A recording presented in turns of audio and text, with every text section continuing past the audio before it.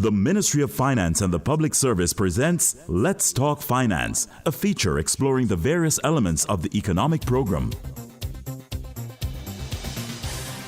Welcome again to Let's Talk Finance here on Nationwide 90 FM. My name is George Davis. Last week, we spoke about a very, well, I don't want to say interesting. Somehow I just don't like that adjective. It's overused. I want to say a poignant award ceremony for public bodies because of the issue of corporate governance, the issue of even customer service at the lower end that people have so much trouble with from time to time. And the Public Bodies Corporate Governance Recognition Awards ceremony is being held this year. It was launched in October 2016. The second staging will be held on Wednesday, December 12 this year at the Pegasus Hotel in New Kingston. And we spoke about what it is that gave rise to this awards ceremony. I have with me this morning Ms. Greta Bogues. She is chairman of the judging panel, and she's also chairman of the PSOJ's Corporate Governance Committee. Good morning, Greta. Good morning, George, and how are you this morning? It is very good with me, and I hear from your voice that all is right on your side. I'm giving thanks. Excellent. All right, so public bodies, corporate governance. What it is that has continued, you would say, to let down public bodies where their governance arm and operation and function is concerned? Thanks for that question, George, because I don't know if you can say that it has let them down, because I like to say that corporate governance is really about having systems and processes in place and holding people accountable to those systems and processes. And what corporate governance has done for a number of public bodies is that it has really actually helped them to put in place the adherence of good principles and practices, that they must have good governance principles and practices that has helped them to ensure the type of service that the Jamaican people ought to be getting, they are getting, and also to hold the boards of public bodies accountable for what they are supposed to be doing. Because one of the things you'll know, George, is that public bodies have lots of regulations and legislations to guide how they ought to be operating from a governance perspective. So what we also want to ensure is that they are adhering to those systems, processes, and also the regulations and legislations that are in place. You know, I've had debates about governance in public bodies, well, several of them over time, and I still can't get support behind what the real problem is or what the real deficiency is. Is it that the people who administer the systems and the structures, they have been found wanting, or is it the very systems and structures themselves which govern how public bodies are supposed to function?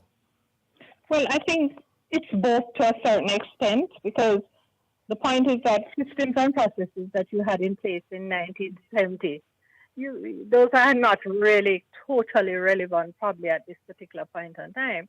So when you have systems and policies in place, you have to ensure, first of all, that they're reviewed and updated accordingly.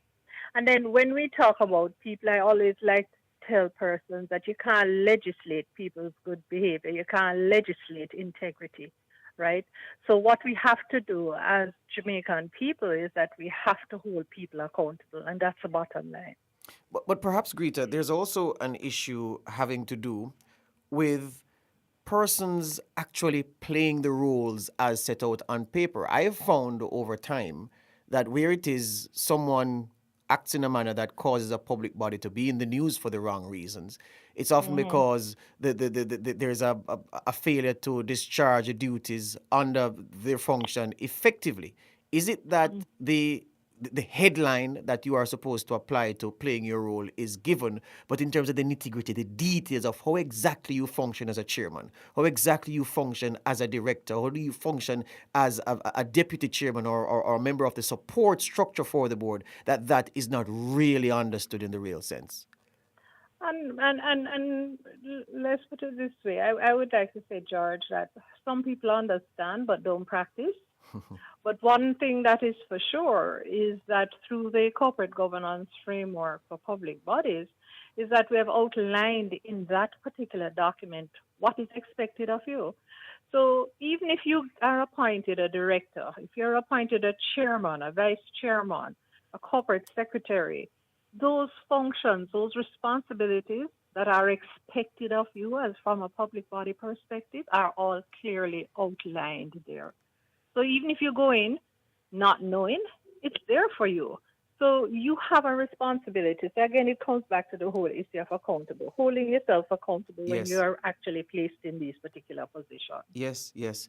And I have to ask as well, is it that the monitoring and evaluation needs to be even more rigorous so that persons who sit on public bodies and who for the term they're in the chair are almost passengers to the processes over which they govern, that they are not rewarded with more appointments and even greater responsibilities, but that these persons are thanked for their service, set aside to make way for others who really can have an effect on the process. And the monitoring and evaluation, I will support you to say that they actually need some strengthening. But guess what? Yes. It's Jamaican people who can monitor and evaluate. We are the stakeholders in public bodies, and we have to remember that. The media, every Jamaican who pays taxes has a stakeholder in every public body. So we also have a responsibility to hold them accountable. And, this is why this particular award is so important, because what we do with this award is that we look at the various aspects of governance that each public body ought to have in place. So, for example, when you talk about performance, a board evaluation, are they evaluating themselves? Are they evaluating the targets that they have set? Right? And that is what will help them to develop more. So there are processes in place to help them also to achieve what it is that they ought to be doing. So we, again, as Jamaican people, must hold people who take on these appointments. We must hold them accountable for them. Yeah, I'll co-sign that. But, I find that many times people argue when there's a public body in the public domain, in the news, and there's some controversial issue, and then you have some people arguing, Greta, that this would never happen in the private sector. So to suggest that bar a few public bodies where the governance is operating as according to the rules established, that in the main corporate governance within the private sector is a superior science relative to corporate governance in the public sector. I think that's false. What say you? Well, I think why people might perceive that is because other than the companies that are listed on the stock exchange, so whether they're listed on the junior market or the main market, and that's approximately 60 something companies, the rest of the companies that we have in the private sector are private. So we really don't know the governance issues that they face because they're private entity. We can think we know, but we really do not know. So other than those entities that are listed on the stock exchange or the financial institutions that have the public information, the public bodies are the ones that are really in the forefront, and the public bodies are the ones that you're really going to hear about because those are the ones we are all shareholders and stakeholders of. Mm-hmm. Yeah, continue. No, I was going to say that the governance cuts across both public and private sector, and it's a journey. It's a long journey. Yes. It's a continuous journey of improvement. Yeah, we've touched a little on board composition, even less on functions and structure, but where compliance and disclosure of information is concerned, based on what the the corporate governance framework suggests or dictates, and how the members of boards actually function. Is this a weak area, you think, compliance and the disclosure of information from the perspective of board members?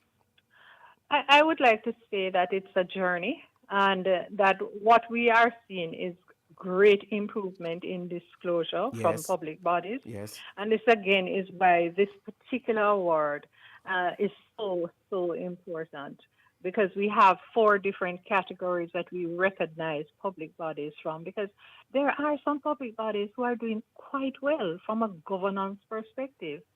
And, it's not all doom and gloom in the entire public sector.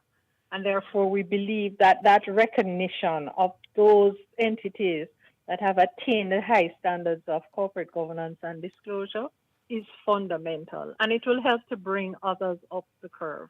Because a part of what we do also is to try and educate and build awareness for all the others so that everybody knows what is expected of them. We really want to get out of this where we didn't know. Yeah. It's all there.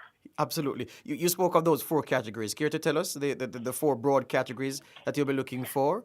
And is it that the winner will be determined? So if one entity wins two of the 4 categories, then they're automatically the overall winner. How do you score it? No, not at all. No, not at all.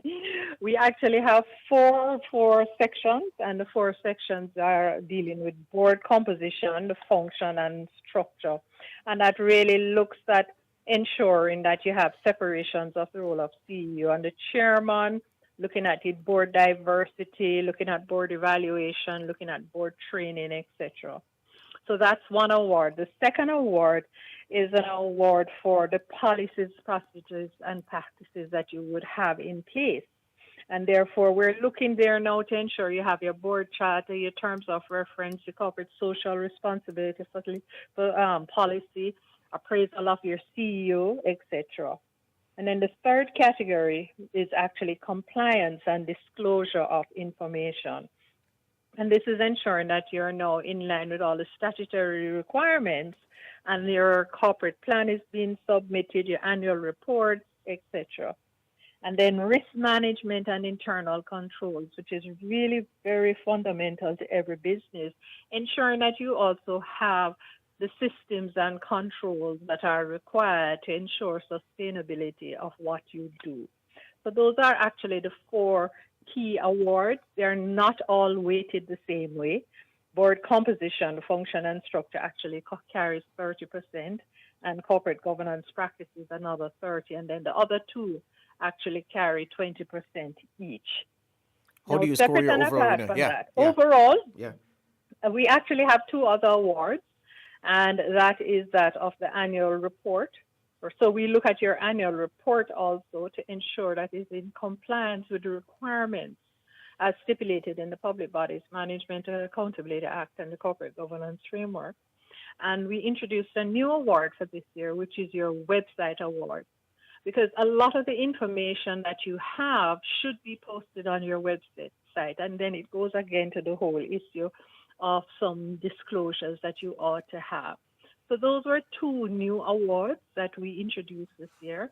And each award, I should tell you, the 4 awards have been sponsored by the 4 entities that have won the Private Sector Corporate Governance Best Standards Award through the Jamaica Stock Exchange. So what we're seeing is a real partnership of private and public sector in these awards. And the 2 new awards of our annual report and website are actually sponsored by the Jamaica Stock Exchange. Yeah, great. And so you score high across the board and you find favor, you'll get the overall winner's prize.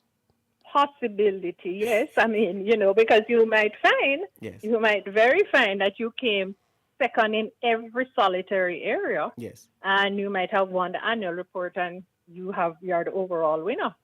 Yep. That could be possible. Yes. But it's an overall assessment of every area for you to be the winner. Excellent. So Wednesday, December 12, 2018, Pegasus Hotel in New Kingston, Public Bodies Corporate Governance Recognition Awards ceremony. And some big prizes to be won. And that starts at 7:45. 7:45 p.m. Yes. That's the time.